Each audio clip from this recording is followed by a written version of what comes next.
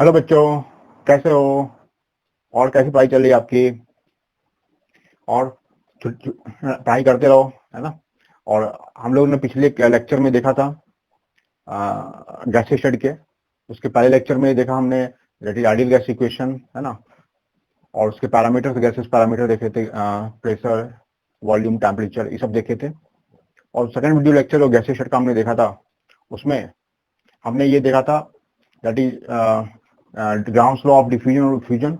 और उसके अलावा हमने देखा था Dalton's law.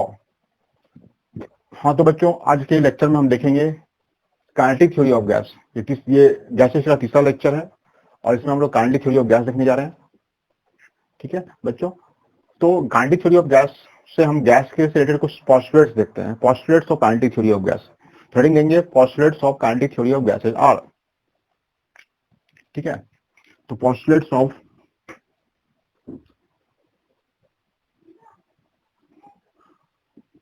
Kinetic theory of gases are. ठीक है, kinetic theory of gases are. देखो पहला पॉइंट इसमें देखेंगे हम, all gases are made up of gases are made up of small number of particles called molecules.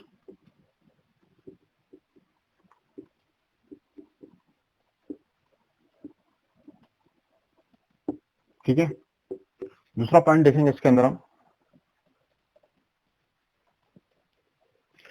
the molecules of gas are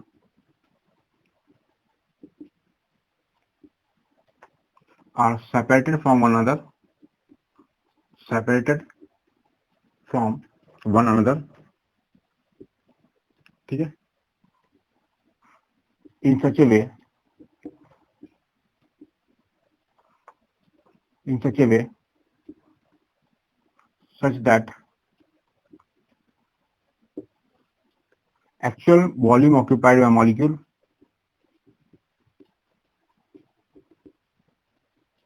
occupied by molecule is negligible compared to total volume of container. Total volume of container. ठीक है, ये दो posters क्या हैं बच्चों? देखो आप पहले तो देखें, कोई भी कंटेनर में अपने गैस के पार्टिकल्स रखे हुए हैं। ठीक है, तो इसमें गैस के पार्टिकल गैस जो होती है वो स्मॉल नंबर ऑफ पार्टिकल से मिलकर बनी होती है, जिसको हम लोग मॉलिक्यूल कहते हैं। वेरी स्मॉल पार्टिकल से मिलकर बनी होती है। ठीक है, ठीक है बच्चों। दूसरा पार्टिकल हमने इसके पोस्टर से देखे कि गैस जो मॉलिक्यूल से मिलकर बनी हुई होती है वो बहुत एक दूसरे से सेपरेटेड फॉर्म में रहते हैं, है ना। और इनका जो वॉल्यूम होता है, मॉलिक्यूल का जो वॉल्यूम होता है, वो कंटेनर के वॉल्यूम की तुलना में, कंटेनर का वॉल्यूम मान लो कैपिटल भी है और मॉलिक्यूल का वॉल्यूम स्मॉल भी है, तो स्मॉल भी कैपिटल भी की तुलना में नेग्लिजिबल होता है ना। तो यानी कि actual volume occupied by molecule is negligible compare to total volume of container. हालांकि प्रैक्टिकली ऐसा नहीं होता है, गैस के मॉलिक्यूल का वॉल्यूम को आप रिलेट नहीं कर सकते, लेकिन हमें जस्ट एक पोस्टुलेट्स के फॉर्म में लिए हैं इसको। ठीक है, ये दो पॉइंट है, आप इसको नोट कर लो बच्चों। तीसरा पॉइंट इसमें ये है, the molecules are not in the rest, molecules are not in the rest condition में ही रहते हैं। गैस के मॉलिक्यूल मूव करते रहेंगे, ये तो आप भी जानते हो। नॉट इन रेस्ट, है ना, एंड रेस्ट कंडीशन में ही रहते हैं। During their motion, during their motion they collide with one another,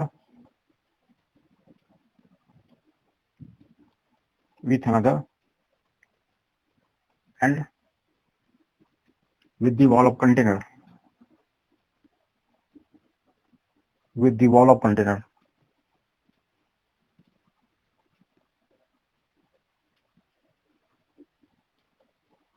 ठीक है।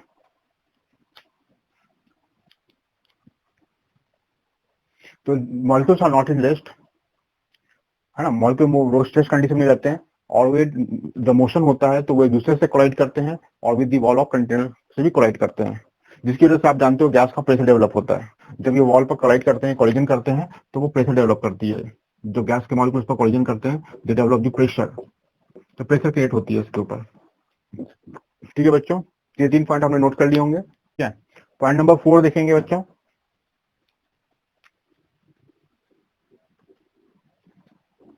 The collision of molecule, the collision of molecule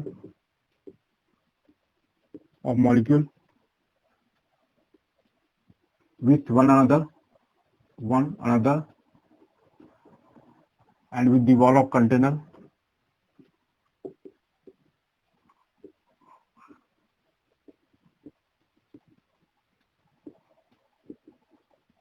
are perfectly elastic।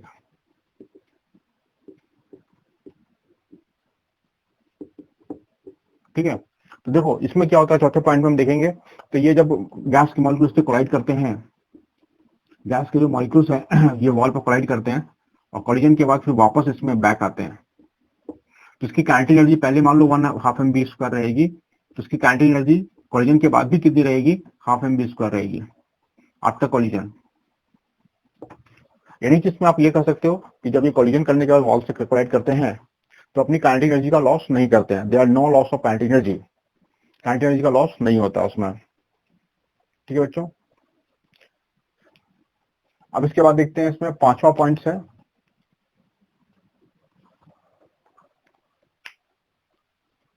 there are no attractive force between the gas molecule, there are not attractive force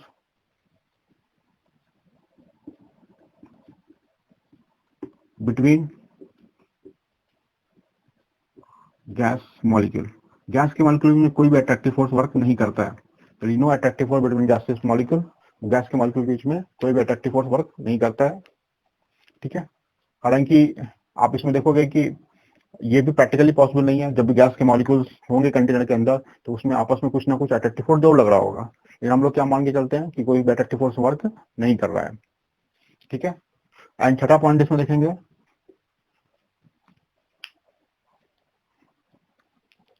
kinetic energy of gas molecule is directly proportional to absolute temperature, है ना। तो हम इसमें ये भी कहेंगे kinetic energy of gas molecule, gases molecule is directly proportional to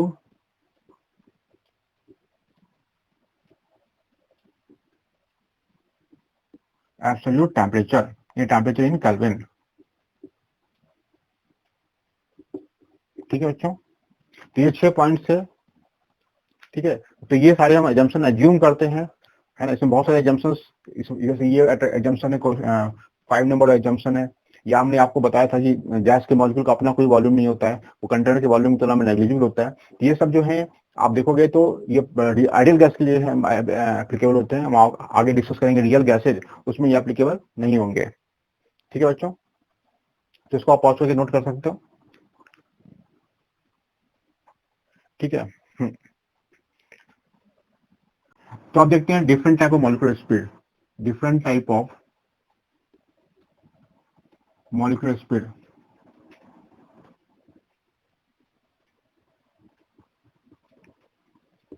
ठीक है, different type of molecular speed देखते हैं। तो सबसे पहले देखते हैं इसमें most probable speed, most probable speed, most probable speed. Most probable speed क्या होती है, this is the speed occupied by maximum fraction of molecule, this is the speed occupied by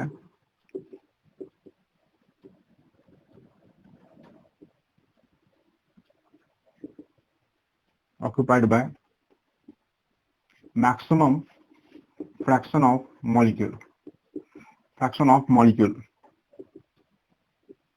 maximum fraction of molecule क्या होते हैं बच्चों, इसमें आप देखोगे मान लो किसी कंटेनर में 100 मॉलिक्यूल्स हैं, एज्यूम कर लेते हैं gas 100 molecules present in the container, है ना। तो उसमें 45 मॉलिक्यूल की मान लो स्पीड जो है, इसकी स्पीड 25 मीटर पर सेकेंड है। ठीक है, 35 मॉलिक्यूल की स्पीड जो है वो 20 मीटर पर सेकेंड है। Total 100 molecule are present, 100 molecule. ठीक है, और 20 मॉलिक्यूल की जो स्पीड है वो 10 मीटर पर सेकेंड है। तो मैक्सिमम फ्रैक्शन ऑफ मॉलिक्यूल क्या हो जाएंगे? मैक्सिमम फ्रैक्शन ऑफ मॉलिक्यूल जो होंगे that will be the maximum fraction of molecule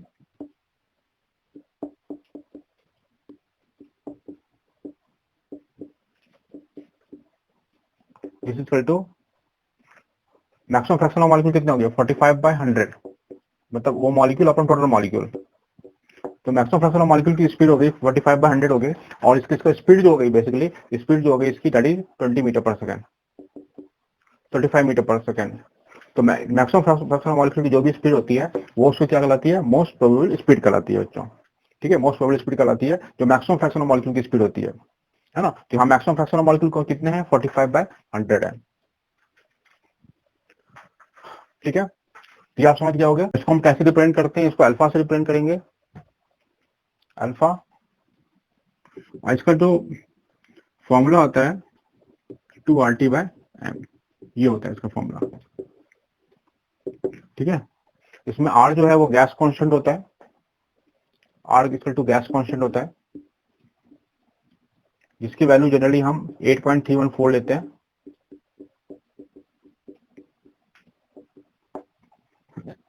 T is the temperature in Kelvin, M is the molecular mass of the gas, molecular mass of gas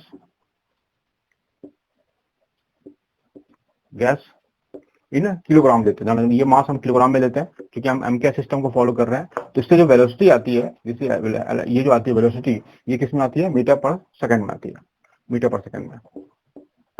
ठीक है, तो इसको आप नोट कर लेना बच्चों।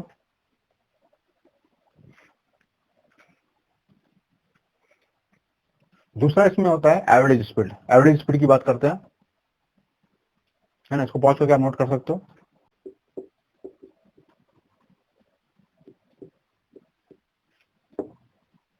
एवरेज स्पीड को कैसे रिप्रेजेंट करेंगे हम? That is the V average. Average कैसे निकालते हैं? V1 plus V2 plus Vn divided by n, this is average speed.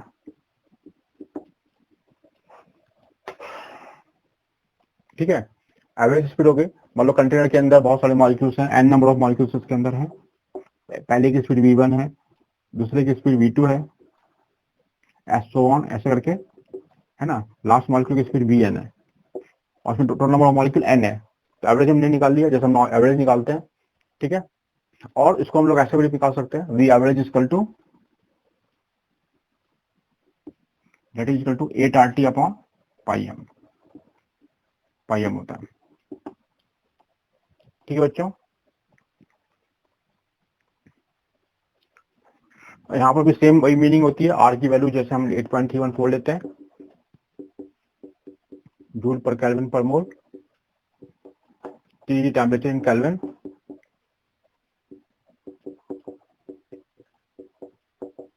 M is the molecular mass of gas, molecular mass of gas in kilogram, जो kilogram में लेते हैं। ठीक है बच्चों,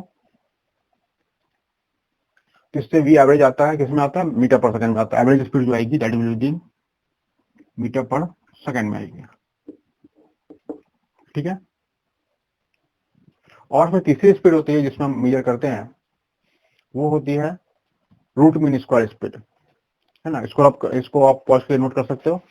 हम लोग अब बात करते हैं रूट मीन स्क्वायर स्पीड। ठीक है, तो तीसरा इसमें है root mean square speed. Root mean square speed that is VRMS। ठीक है, VRMS को कैसे रिप्रेजेंट करते हैं? जैसे आपने स्क्वायर का मीन लिया, देखो ये square mean and then root. Square का मीन कैसे हो जाएगा? V1 square plus V2 square so on plus Vn square upon n। या स्क्वायर का मीन हो गया, एंड देन इसका रूट ले लेते हैं, ऐसे करके। तो ये क्या हो जाएगी, रूट मीन स्क्वायर स्पीड हो गई, यानी रूट मीन स्क्वायर वेलोसिटी हो गई। That is root mean square velocity, root mean square velocity, root mean square velocity, ये हो गया इसके अंदर। ठीक है बच्चों, और इसको हम लोग कैसे रिप्रेजेंट करते हैं, इसको हम ऐसे निकालें तो वी आर एम एस को हो सकता है रूट अंडर 3RT/m, ये भी हो सकता है ना। उसी से आर की वैल्यू हम क्या ले लेंगे, जैसे हमने पिछले केस में लिया था, R equal to 8.314 joule per kelvin per mole, T temperature in kelvin,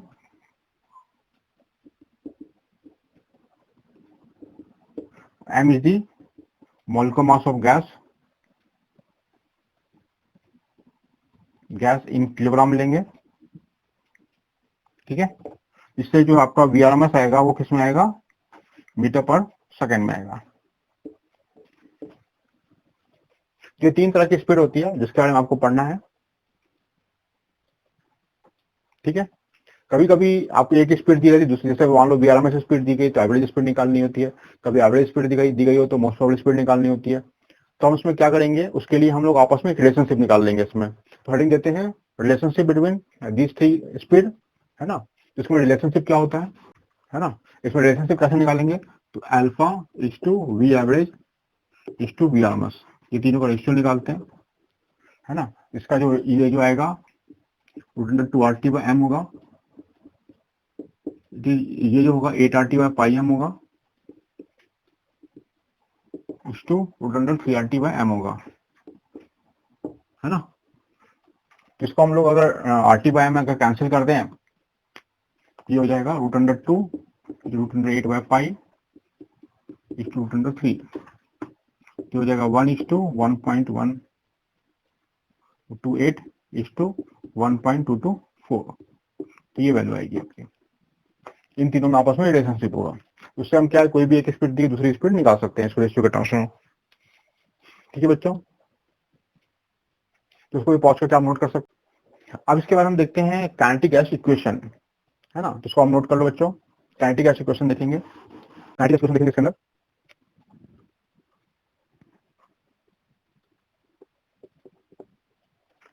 तो ये फॉर्मूला इसका क्या आता है, प्रेशर का आता है, pressure equal to 1/3 into mn/v into VRMS², ये होता है। ये क्वेश्चन कैसे आती है इसका हम देखेंगे अभी आगे। ठीक है, तो यहां से क्या हो जाता है, इसमें इसके टर्म्स का क्या मीनिंग है, m is the mass of one gas molecule, n is total number of molecule, v is the volume of container,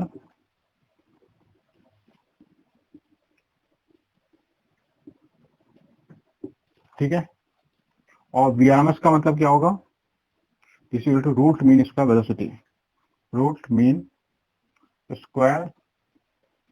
velocity, ये होता है इसका मीनिंग।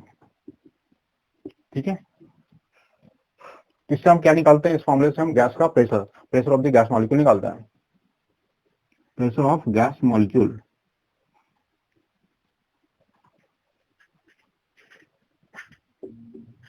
ठीक है, तो ये फॉर्मूला है प्रेशर निकालने का बच्चों, है ना। ये फॉर्मूला कैसे आया उसका डेरिवेशन अभी हम देखेंगे।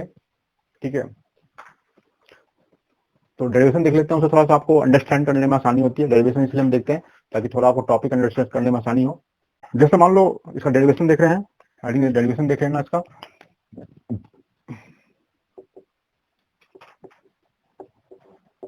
ठीक है। ये फॉर्मूला कैसे आया वो देखेंगे हम इसके अंदर।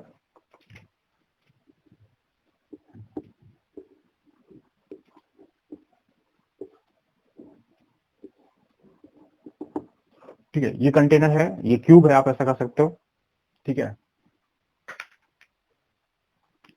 इसमें इसके अंदर 3 डायरेक्शंस हैं, एक्स, वाई एंड जेड। ठीक है, एक्स वाई जेड। इसके अंदर मान लेते हैं कि ये गैस के मॉलिक्यूल जो है, मान लीजिए इसका कोई डायरेक्शन है ऐसे करके, ये बी है, इस डायरेक्शन में से गैस के मॉलिक्यूल मूव कर रहे हैं, इसका कंपोनेंट इस डायरेक्शन में भी होगा, वाई डायरेक्शन में भी होगा, या डायरेक्शन में भी होगा। ठीक है, तो हम इसमें ऐसा लिख सकते हैं, अगर इस डायरेक्शन में इसकी वेलोसिटी को वी एक्स पकड़ते हैं, वाई डायरेक्शन में इसकी वी वाई पकड़ते हैं और वी जेड पकड़ते हैं, तो हम इसमें पहला इक्वेशन लिख सकते हैं, V square equal to we x square plus V Y square plus V Z square, ऐसा लिख सकते हैं। ठीक है बच्चों, अब हम सिर्फ इसमें एक्स डायरेक्शन को लेते हैं, है ना। कंटेनर का लेंथ मान लेते हैं ये एल है। अब देखो ये मॉलिक्यूल जब एक्स डायरेक्शन में जाएगा तो इसका मोमेंटम क्या होगा, है ना। जैसे मान लो ये गैस का मॉलिक्यूल है, ये कंटेनर है,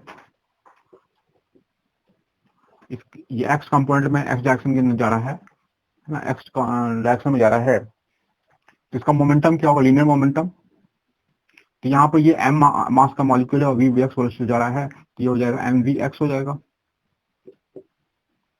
linear momentum in X direction, linear momentum in X direction.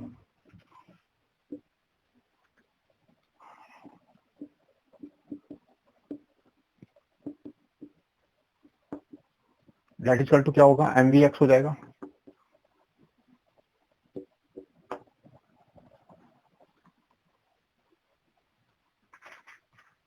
Linear momentum in,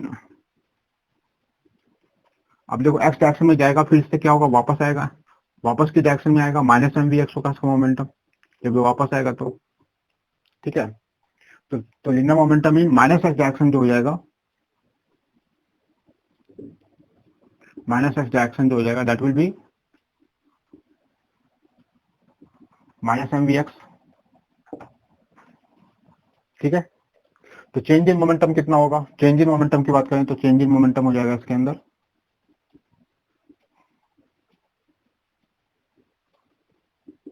M v x minus minus m v x, तो हो जाएगा 2 एम वी एक्स। ठीक है,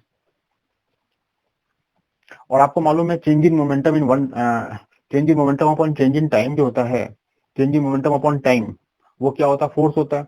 फोर्स इक्वल टू क्या होता है, change in momentum upon time, ये ऐसा होता है force. Newton second law of motion की बात कर रहे हैं हम इसमें, है ना। तो टाइम, टाइम जो उसको लगेगा, जैसे एक बार वो स्ट्राइक करने गया, यहाँ से यहाँ गया, इसका लेंथ एल है ट्यूब का। ठीक है, तो ये टाइम जो लगेगा इसके अंदर, तो ये यहाँ से यहाँ गया और फिर वापस यहाँ से वापस आया एक बार कोलिजन में, तो टाइम इसको जो इसको लगेगा, time equal to distance upon velocity, तो टाइम इक्वल टू हो जाएगा 2l अपॉन वी एक्स हो जाएगा, 2l अपॉन वी एक्स। ठीक है, तो यहाँ पर हम इसको रख दें, तो 2m v x upon 2l upon v x, तो ये 2 कैंसिल हो जाएगा, तो ये हो जाएगा m v x square upon l, ये हो जाएगा।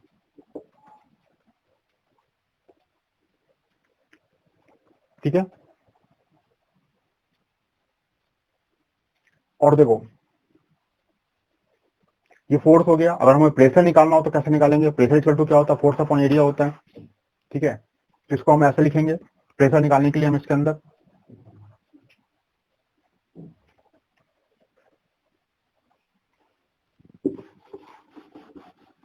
Pressure equal to force upon area, तो प्रेशर इक्वल टू होगा, this equal to force upon area होगा, तो ये हो जाएगा m v x square upon l square.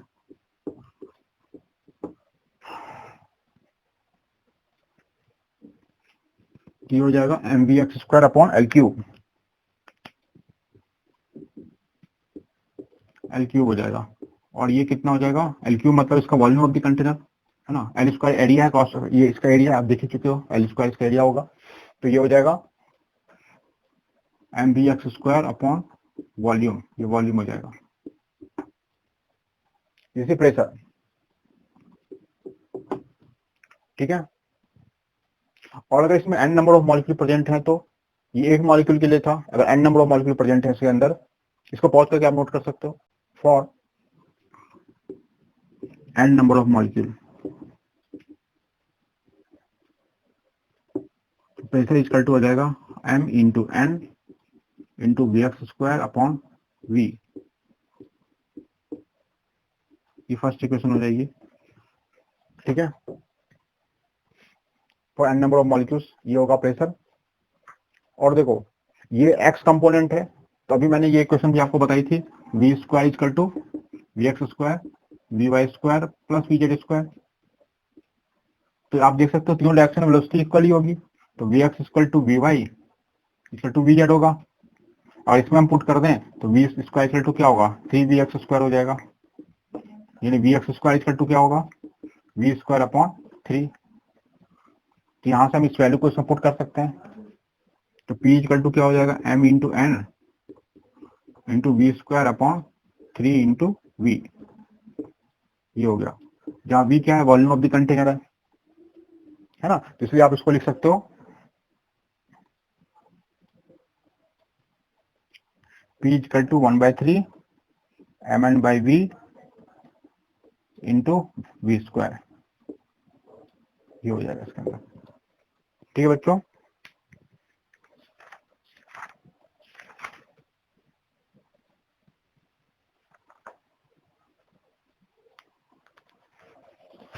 इस तरह हमने इसको डिराइव किया है इक्वेशन को, जो हमारी इक्वेशन थी काइनेटिक गैस इक्वेशन। अब देखो उसके बाद काइनेटिक एनर्जी कैसे कैलकुलेट करेंगे। Kinetic energy, calculation of kinetic energy. Calculation of kinetic energy, ठीक है। कैलकुलेशन ऑफ काइनेटिक एनर्जी की बात करेंगे, तो जैसा कि आपने देखा अभी, प्रेशर इक्वल टू हमने निकाला था 1/3 into m n by v into v r m s square, ठीक है।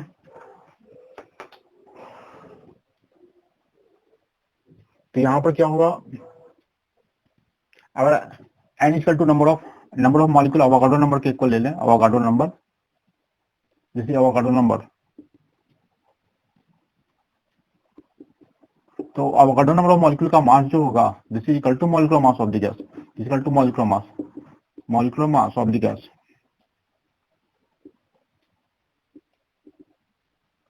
ठीक है। इसमें हम रख देते हैं इसके अंदर, तो P इक्वल टू क्या होगा, 1/3 into m by v into v r m s square. इसको हम ऐसा लिख सकते हैं, p v equal to 2/3 into 1/2 into m into v r m s square, ठीक है। और ये किसके इक्वल हो जाएगा बच्चों, this equal to kinetic energy. ये काइनेटिक एनर्जी आप देख सकते हो उसको, दिस इज काइनेटिक एनर्जी, ठीक है। तो काइनेटिक एनर्जी इक्वल टू हो जाएगी 3/2 पीवी, ठीक है। और आप ये भी जानते हो, for 1 mole of molecule of gas, for 1 mole of molecule PV equal to क्या होगा, आरटी के इक्वल होगा। तो ये वैल्यू को इसमें पुट कर सकते हैं, तो क्या हो जाएगा, काइनेटिक एनर्जी इक्वल टू हो जाएगा 3/2 आरटी,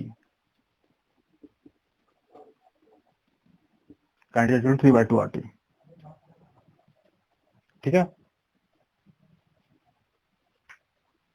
तो ये 1 मोल ऑफ मॉलिक्यूल की काइनेटिक एनर्जी है। और हम क्या निकाल सकते हैं, अगर हम n नंबर ऑफ मोल की काइनेटिक एनर्जी निकालना चाहें, तो kinetic energy of n number of mole of molecule, for n number of mole of molecule जो हो जाएगा, काइनेटिक एनर्जी इक्वल टू हो जाएगी 3/2 nRT।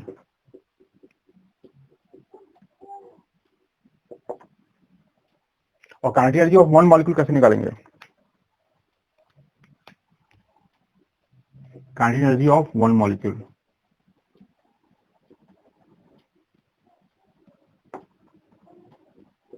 Kinetic energy equal to हो जाएगा 3/2 into r by n into t. 1 molecule kinetic energy निकालनी पड़े तो काइनेटिक एनर्जी इक्वल टू क्या हो जाएगा, 3/2 इंटू के इंटू टी, ये होगा। के को क्या करते हैं, के की सेट टू विधि, है ना। तो ये 1 मॉलिक्यूल काइनेटिक एनर्जी आ गई आपकी, दिस फॉर 1 मॉलिक्यूल, ठीक है। के को हम लोग क्या कहते हैं, this is said to be the Boltzmann constant, Boltzmann constant, ठीक है। तो ये सब चीजें आप डिराइव करके ला सकते हो इसके अंदर कैलकुलेशन ऑफ काइनेटिक एनर्जी में बच्चों। अब इसे बच्चों हम लोग कुछ क्वेश्चन देख लेते हैं, आप इसको पहले नोट कर लो, पॉज करके नोट कर लो, फिर हम लोग क्वेश्चन देखते हैं इसके अंदर। हाँ तो बच्चों ये देखना, ये क्वेश्चन आपके सामने है। A gas containing 10 molecules traveling with a speed of 4 meter per second, 20 molecules with a speed of 5 meter per second and 40 molecules traveling with a speed of 8 meter per second। तो आपको average speed निकालनी है। Average speed हम कैसे निकालेंगे, देखो average speed निकालने का हमारा तरीका ऐसा होगा, we average 10 molecule with speed of 4 meter per second, यानी 10 इंटू 4 हो जाएगा, plus 20 molecule with 5 meter per second, 20 into 5 हो जाएगा, प्लस 40 इंटू 8, अपन टोटल नंबर मॉलिक्यूल कितने होंगे, 10 प्लस 20 प्लस 40, इससे एवरेज स्पीड आ जाएगी आपकी। ठीक है बच्चों। अगर हमको इससे रूट में स्क्वायर स्पीड निकालनी है, तो वी आर में स्पीड निकालनी है, तो इसका मैं तरीका आपको बताया था, है ना, root under n1 into v1 square plus n2 into v2 square plus n3 into v3 square upon n। ठीक है, तो क्या हो जाएगा इसमें, 10 into 4 square plus 20 into 5 square plus 40 into 8 square upon 10 plus 20 plus 40, ये हो जाएगा।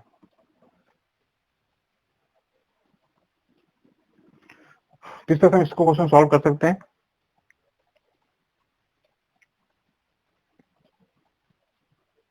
और आपको ये भी मैंने बताया था कि most probable speed v m p upon v r m s का जो रेशियो होता है 1/1.224 होता है। तो मोस्ट प्रोबेबल स्पीड कैसे आएगी, तो मोस्ट प्रोबेबल स्पीड हो जाएगी v r m s upon 1.224। तो वी आर एम एस हम निकाल चुके हैं, उसको 1.224 से डिवाइड कर देंगे। ठीक है बच्चों, तो इस तरह से हम इसके क्वेश्चन को सॉल्व करते हैं। इससे सिंपल सिंपल क्वेश्चन आते हैं एग्जामिनेशन में, आप उसका ध्यान रखेंगे।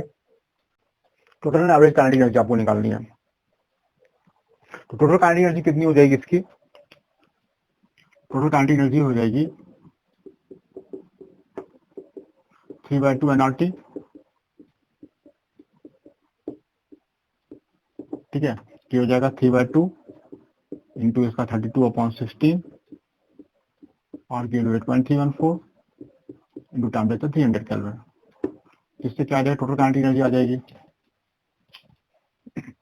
और एवरेज काइनेटिक एनर्जी क्या होती है, average kinetic energy is 3/2 kT।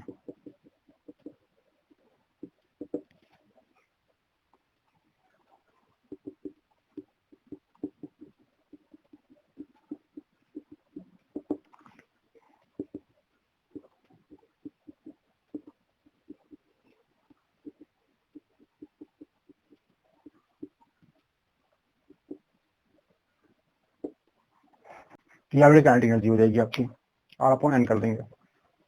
इसमें एक क्वेश्चन और देख लेते हैं बच्चों। तो 4 ऑप्शन है बच्चों इसमें, आप इस क्वेश्चन को देख सकते हो कि N2 plus 3H2 converting into ammonia, 1 mole of N2 and 4 mole of H2 are taken in a 15 liter flask at 27 degree centigrade. After complete conversion of nitrogen into ammonia, 5 liter of water is added. ठीक है, तो pressure setup in the flask is, देखो कैसे करेंगे इस question को।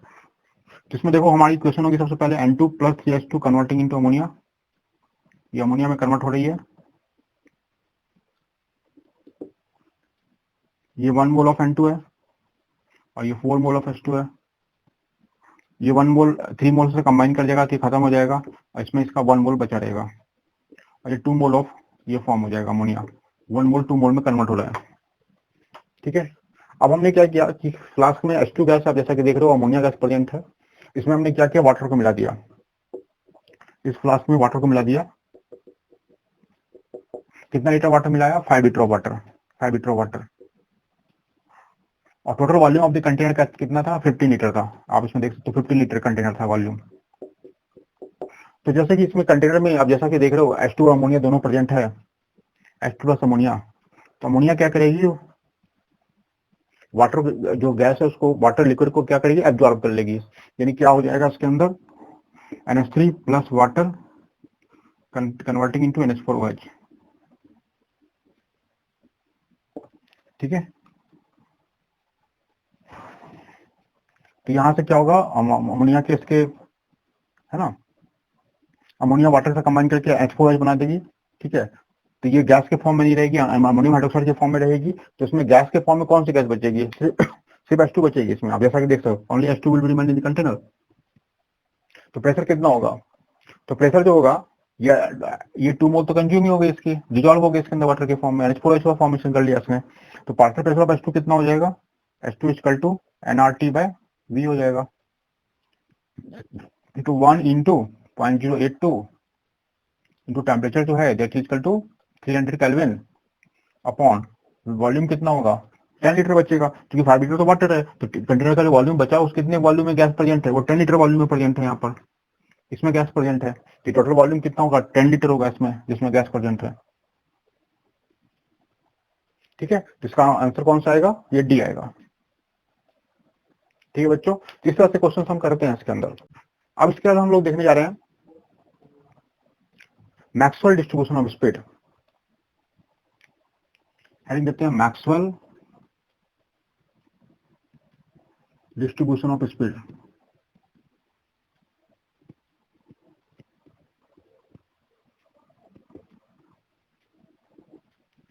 Maxwell distribution of speed, तो इसमें मैक्सवेल ने एक्चुअली फ्रैक्शन ऑफ मॉलिक्यूल और स्पीड के बीच में ग्राफ ड्रॉ किया था मैक्सवेल ने। डेल्टा एन बाय एन को क्या कहते हैं, फ्रैक्शन ऑफ मॉलिक्यूल कहते हैं। This had to be fraction of molecule, और ये स्पीड है। फ्रैक्शन ऑफ मॉलिक्यूल और स्पीड के बीच में ग्राफ ड्रॉ कर रहे हैं हम इसके अंदर। तो ये ग्राफ कुछ ऐसा आता है। ठीक है, तो मैक्सवेल का क्या करना था, पहला पॉइंट उसने ये बताया, फ्रैक्शन ऑफ मॉलिक्यूल और स्पीड के बीच में ग्राफ ड्रॉ किया था इसने। इसने बताया था कंटेनर के अंदर जो मॉलिक्यूल्स होते हैं जिसका फ्रैक्शन ऑफ मॉलिक्यूल बहुत कम होता है, यहाँ पर फ्रैक्शन ऑफ मॉलिक्यूल जो बहुत कम है, यहाँ से आप देख सकते हो ये, और जिसका फ्रैक्शन ऑफ मॉलिक्यूल बहुत ज्यादा है वो ये है। यानी कि बहुत कम फ्रैक्शन ऑफ मॉलिक्यूल के, बहुत कम फ्रैक्शन ऑफ मॉलिक्यूल एंड बहुत ज्यादा फ्रैक्शन ऑफ मॉलिक्यूल की स्पीड जो होती है ना, मतलब ऐसे मॉलिक्यूल जिसकी स्पीड बहुत कम होती है और इसकी स्पीड बहुत ज्यादा होती है, उसके फ्रैक्शन ऑफ मॉलिक्यूल बहुत कम होते हैं। ठीक है, पहला पॉइंट इसने बताया था कि जब फ्रैक्शन ऑफ मॉलिक्यूल, है ना, फ्रैक्शन ऑफ मॉलिक्यूल मतलब जो कम होते हैं, यानी कि जिसकी स्पीड कम होती है और इसकी स्पीड ज्यादा होती है, वैसे मॉलिक्यूल बहुत ही कम होते हैं, कंटेनर में प्रेजेंट होते हैं। ठीक है, तो उसका उन्होंने पॉइंट 1 बताया था,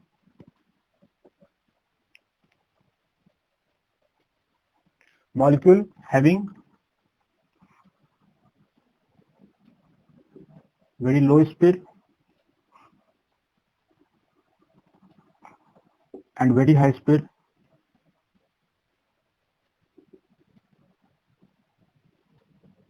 have very less fraction of molecule।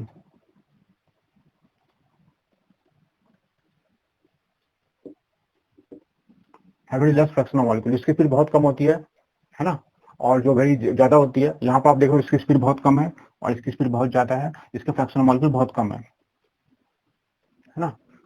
तो होता क्या है, very certain speed molecule has maximum fraction of molecule, at a certain speed molecule have maximum fraction of molecule, और उसको हमने पीछे डिराइव उसको बताया था, that is called most probable speed. ठीक है, तो दूसरा पॉइंट उन्होंने बताया था, at a certain speed, at a certain speed molecule has has maximum fraction of molecule. This is called most probable speed. इसको हम लोग क्या करते हैं, मोस्ट प्रोबेबल स्पीड कहते हैं। ठीक है, तो मैक्सवेल डिस्ट्रीब्यूशन ऑफ स्पीड था, है ना। तो ये जो स्पीड है आपकी, this is called most probable speed है। ये जो स्पीड है मोस्ट प्रोबेबल स्पीड है गैस मॉलिक्यूल की, जैसे मैक्सिमम फ्रैक्शन ऑफ मॉलिक्यूल है इसके। ठीक है, अब इसके बाद उन्होंने टेम्परेचर के साथ भी इन्होंने इसके साथ बताया था कि डिस्ट्रीब्यूशन ऑफ स्पीड टेम्परेचर पर कैसे डिपेंड करती है ना। तो हेडिंग देते हैं effect of temperature on distribution of speed, है ना। जिसको आप पॉज करके नोट कर सकते हो। Effect of temperature on distribution of speed, effect of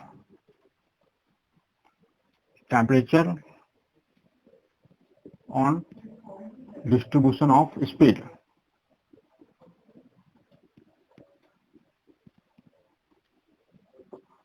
distribution of speed,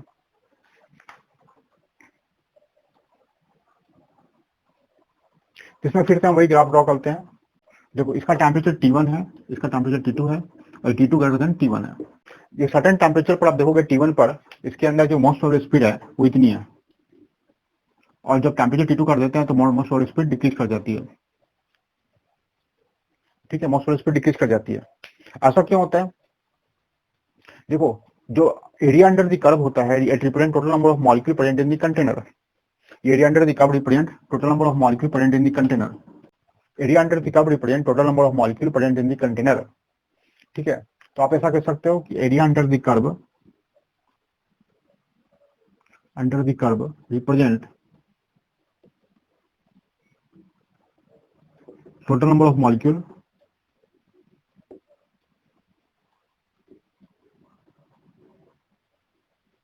present in the container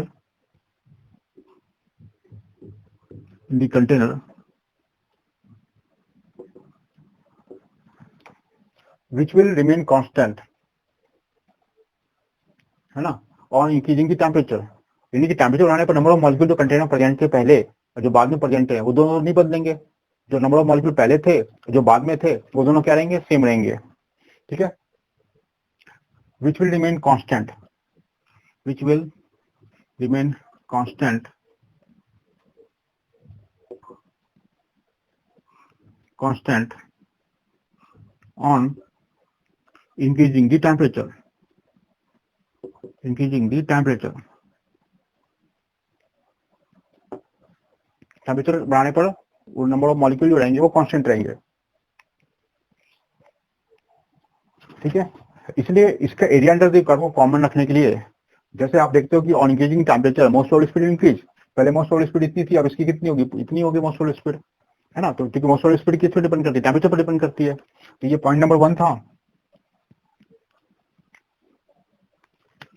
ठीक है, पॉइंट नंबर 2 आप कर सकते हो, ऑन इंक्रीजिंग की temperature most probable speed will increase, क्योंकि वी जो होता है directly proportional root under t होता है। ये आपको मैंने बताया था, कोई भी जो स्पीड होती है वो टेम्परेचर से, है ना, डायरेक्टली प्रोपोर्शनल होती है। ठीक है, तो ऑन इंक्रीजिंग की टेम्परेचर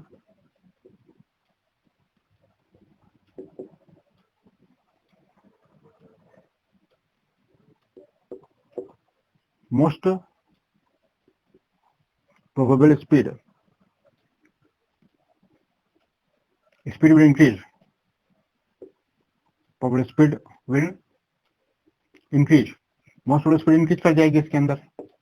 ठीक है, आप समझ रहे हो, पहले मोस्ट प्रोबेबल स्पीड इतनी थी अब इतनी हो गई इसकी। ठीक है, तो इसको इंक्रीज कर गई और अंडर द कर्व कांस्टेंट है, इसलिए आप कह सकते हो कि इसका जो है ना फ्रैक्शन ऑफ मॉलिक्यूल जो होते हैं टेम्परेचर बढ़ाने पर कम हो जाएंगे, क्योंकि हमको area under the curve constant रखना है। तो आप इसमें कह सकते हो to keep the area constant,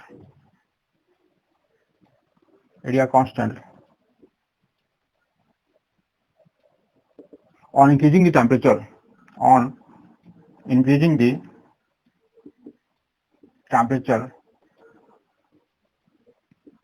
most probable speed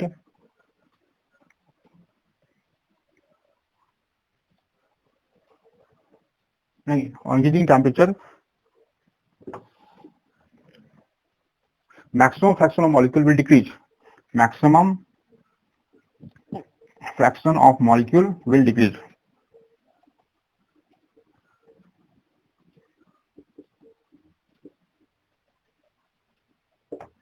Maximum fraction of molecule will decrease. ठीक है बच्चों, ये 3 पॉइंट्स है इसके अंदर, आप देख सकते हो।